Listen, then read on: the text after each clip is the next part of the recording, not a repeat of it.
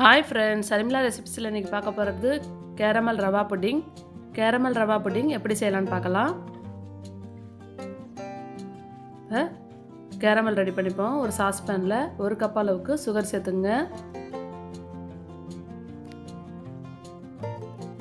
அதே கப்பால் 1 கப் அளவுக்கு தண்ணி சேர்த்து நல்லா சுகரை கரைச்சி விட்டுக்கலாம். கொஞ்சம் நேரம் கரையட்டும். கரைஞ்சோன்னு தான் கேரமல் ரெடி ஆகும்.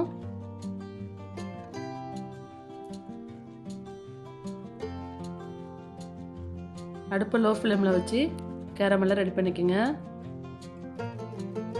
இல்லைன்னா தீஞ்சிடும். பாருங்கள், கேரமல் ரெடி ஆகிட்டு இருக்கு. கலர் மாறிடுச்சு. நீங்கள் எந்த பாத்திரத்தில் செய்கிறீங்களோ அந்த பாத்திரத்தில் நல்லா ஊற்றி விட்டு சுற்றி விட்டுக்குங்க.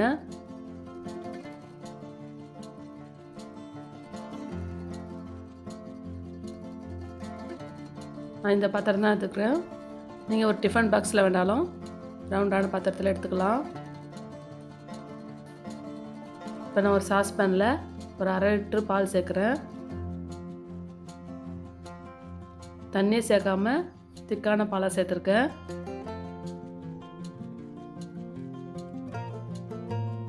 இப்போ 1 கப் அளவுக்கு சுகர் சேர்த்துக்கிறேன். சேர்த்து நல்லா கலந்து விட்டுக்குங்க.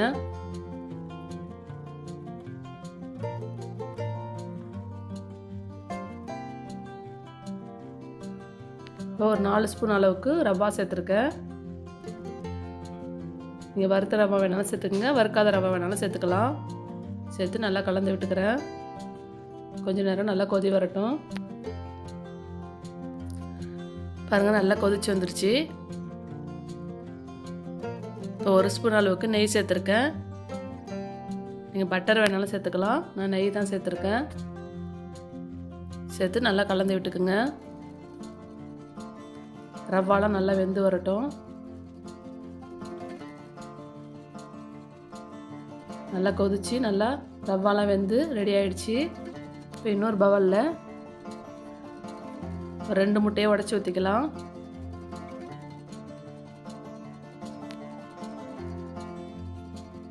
ரெண்டு முட்டையை உடச்சி ஊற்றிருக்கேன். இப்போ 1 ஸ்பூன் அளவுக்கு வெண்ணிலா எக்ஸ்ட்ராக்ட் சேர்த்துக்கலாம்.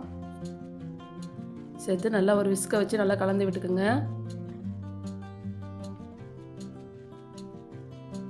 நீங்கள் வெண்ணிலா எசன்ஸ் உங்கள்கிட்ட இல்லைன்னா ஏலக்காய் பொடி கூட சேர்த்துக்கலாம். இப்போ நம்ம ரெடி பண்ணி வச்சுருந்த பாலையும் ரவாயும் அப்படியே கொஞ்சம் கொஞ்சமாக முட்டையில் கலந்து கொஞ்சம் கொஞ்சமாக கலந்து விட்டு சேர்த்துக்கலாம். ஒரு கேரமல் நல்லா கட்டியாக ரெடி ஆகிடுச்சு. இப்போ நம்ம அதில் ஊற்றிக்கலாம். இப்போ நம்ம இட்லி பாத்திரத்தில் தான் வேக வைக்க போகிறோம். ஒரு மூடி போட்டுப்போம். ஒரு இட்லி பாத்திரத்தில் தண்ணி வச்சு ஸ்டாண்ட் வச்சுருக்கேன். இப்போ அதில் தூக்கி வச்சு மூடி போட்டு ஒரு 30 நிமிஷம் வேகட்டும். 30 நிமிஷத்துக்கு அப்புறம் திறந்து பார்க்குறேன். பாருங்கள், சூப்பராக வெந்து ரெடி ஆகிடுச்சு. ஒரு 1/2 மணி நேரம் நான் ஆற வச்சுட்டேன். நீங்கள் ஃப்ரிட்ஜில் வச்சு கூட சாப்பிட்லாம், ஜில்லுன்னு சூப்பராக இருக்கும். இப்போ நான் ஒரு தட்டையை வச்சு கவுத்து விட்டுக்கிறேன்.